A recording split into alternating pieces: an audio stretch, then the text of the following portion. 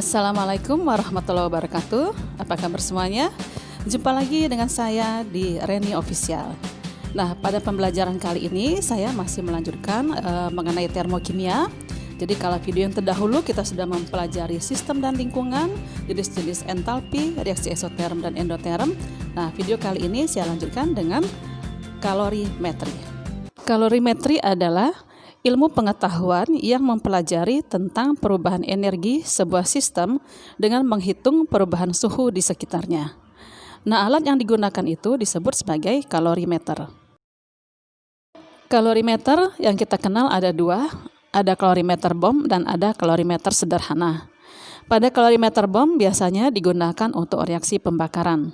Kemudian kalau yang di laboratorium kita hanya tersedia kalorimeter sederhana yang terdiri dari dinding styrofoam, kemudian di bagian dalamnya terdapat tabung yang terbuat dari logam, kemudian dilengkapi dengan termometer dan batang pengaduk. Prinsip kerja dari kalorimeter sesuai dengan azas Black, yaitu kalori yang dilepas sama dengan kalori yang diterima. Yang melepas kalor adalah reaksi, sementara yang menerima kalor adalah bisa larutan, bisa juga kalorimeter, atau bisa juga larutan dan kalorimeter. Sehingga kalor reaksi sama dengan kalor larutan ditambah dengan kalor kalorimeter. Dan kalor larutan itu sendiri rumusnya adalah M dikali C dikali delta T. M adalah massa, C adalah kalor jenis larutan, T adalah perubahan suhu. Dan kalor kalorimeter adalah C-nya C besar, dikali dengan delta T. C besar artinya kapasitas dari kalorimeter, sementara delta T adalah perubahan suhu. Keterangan rumusnya adalah Q adalah kalor dalam satuan joule atau kilojoule, M adalah massa zat dalam satuan gram atau kilogram, C kecil adalah kalor jenis air, di mana ketetapan harganya adalah 4,18 joule per gram derajat Celcius atau kilojoule per kilogram derajat Celcius. Atau bisa juga derajat Celciusnya diganti dengan Kelvin. Kemudian C besar adalah kapasitas kalor dalam satuan joule per derajat Celcius atau kilojoule per derajat Celcius. Delta T adalah perubahan suhu, yaitu T2 dikurang T1 atau T akhir dikurang dengan T awal. Contoh soal.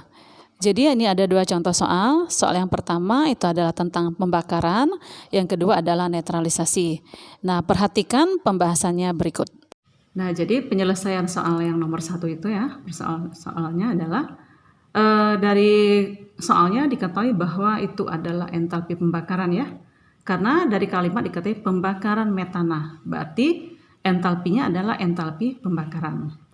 Nah, kalau saya buat bagan dari kalorimeter, bisa seperti ini bagannya, ya. Anggap saja ini kalorimeternya. Jadi ini adalah dinding dari kalorimeter yang dalam hal ini merupakan lingkungan. Kemudian yang di sini anggap saja zat yang bereaksi, ya. Zat yang bereaksi termasuk sistem, ya. Dalam hal ini zat bereaksi adalah metana. Metana dibakar berarti metana plus O2. Itu adalah sistemnya.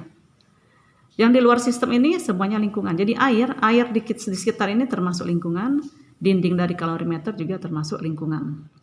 Nah, apabila ini reaksi pembakaran, berarti reaksinya adalah reaksi eksoterm. Karena pada pembakaran dia membebaskan kalor, ya. Jadi kalau sistem ini mengalami pembakaran, maka sistem ini akan melepaskan kalor, ya. Kalor yang dilepaskan oleh sistem ini itu akan diserap oleh dinding kalorimeter. Kemudian ada juga yang diserap oleh air. Begitu, ya. Jadi kalau ini sistem, dia membebaskan kalornya diserap oleh lingkungan. Siapa saja lingkungan di situ yang menyerap kalor? Yang menyerap kalor adalah kalorimeter dan air. Ya. Nah, ini yang diketahui dari soal massa airnya 1000 gram, kalor jenis airnya 4,18 joule gram derajat Celcius, perubahan kenaikan suhunya 2 derajat Celcius, kemudian kapasitas kalorimeternya 958 joule per derajat Celcius, massa zat yang dibakar yaitu metana 0,16 gram dan mR metana 16, ya. Nah, sekarang sudah diketahui, sekarang kita lihat rumusnya, ya. Rumusnya itu berdasarkan azas Black, kalor yang dilepas sama saja dengan kalor yang diterima, ya.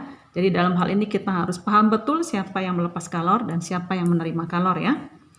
Dari reaksi tadi, yang melepas kalor adalah zat yang bereaksi. Siapa yang bereaksi? Yang bereaksi adalah metana, ya. Metana ini dibakar, maka dia melepaskan kalor. Kemudian siapa yang menerima kalor? Yang menerima kalor ketika sistem atau metana tadi melepaskan kalor, maka kalor itu diserap oleh kalorimeter dan air, ya. Jadi kalor yang diterima itu adalah kalor air ditambah dengan kalorimeter, ya. Nah, kemudian kalor yang dilepas ini itu adalah perubahan entalpi dikali dengan mol. Karena reaksinya eksoterm, maka perubahan entalpi ini berharga negatif, ya. Delta hanya nanti adalah negatif.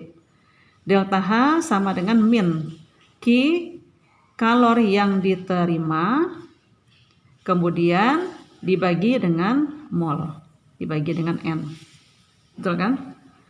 Eksoterm, maka harga entalpinya nanti adalah negatif. Jadi min kalor yang diterima dibagi dengan mol, ya. Sekarang siapa yang menerima kalor? Delta H. Yang menerima kalor adalah kalorimeter dan air. Jadi kalorimeter kemudian ditambah dengan kalor dari air, ya. Dari mana taunya kalorimeter air? Dari gambar ini tadi. Sistem melepaskan kalor, kalornya diserap oleh air dan diserap oleh kalorimeter. Jadi yang menerima kalor adalah kalorimeter dan air, ya. Nah, jadi sekarang kita dibagi lagi dengan mol, ya, dibagi dengan mol. Sekarang harga kalorimeter belum diketahui, kalor dari air belum diketahui, dan molnya juga belum diketahui. Kita cari dulu masing-masing, ya. Sekarang kita cari kalor dari kalorimeter. Jadi Q, ya. Q dari kalorimeter.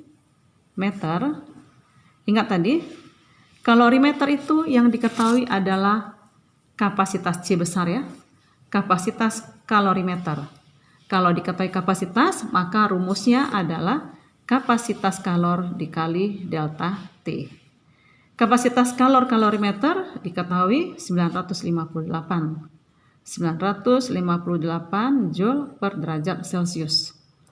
Kemudian menaikkan suhu sebanyak 2 derajat Celcius.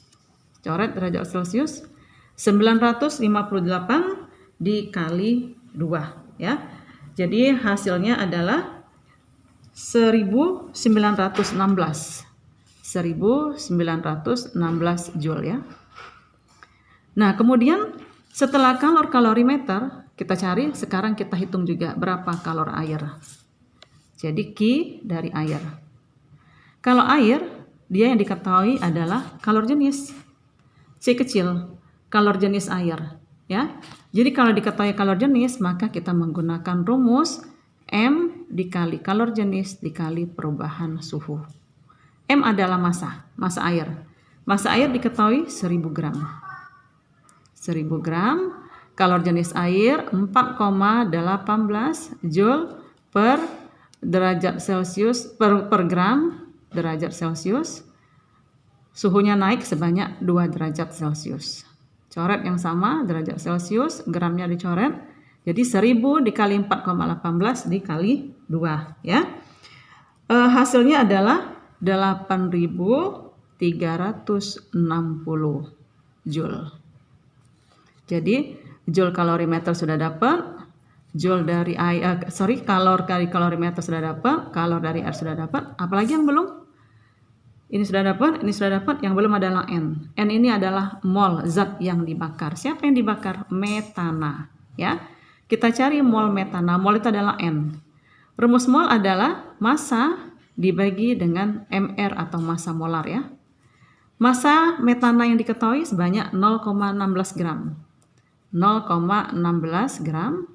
mR dari metana diketahui 16. 0,16 per 16. Satuan dari mR adalah gram per mol. Gramnya dicoret. Jadi 0,01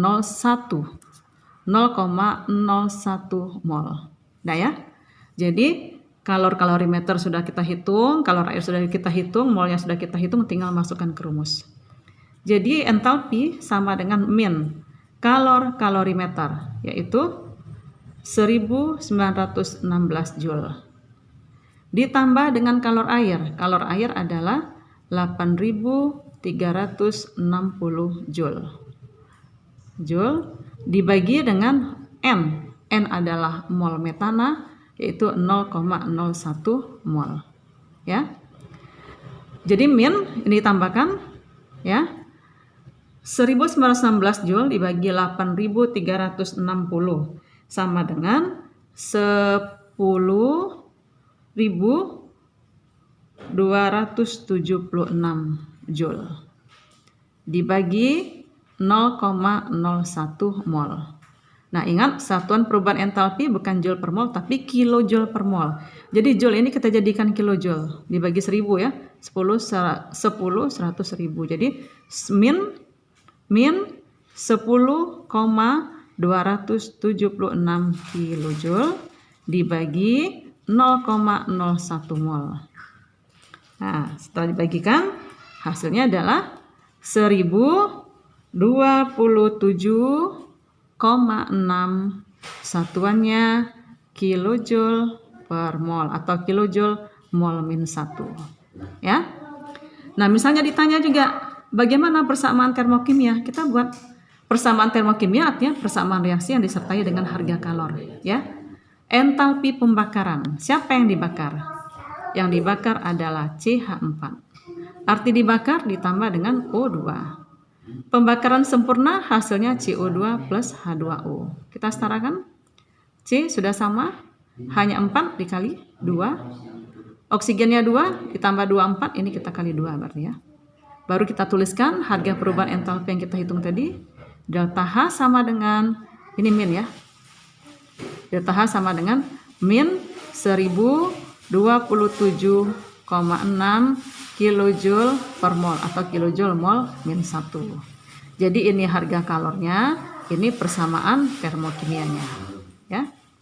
Nah, dari penjelasan tadi semoga itu akan membantu dalam memahami mengenai kalorimeter termokimia ya. Ya. Jadi ini harga kalornya, ini persamaan termokimianya. Nah, itulah pemahaman penjelasan mengenai kalorimeter. Assalamualaikum warahmatullahi wabarakatuh. Untuk soal yang nomor 2, silakan kalian coba sendiri bagaimana cara penyelesaiannya.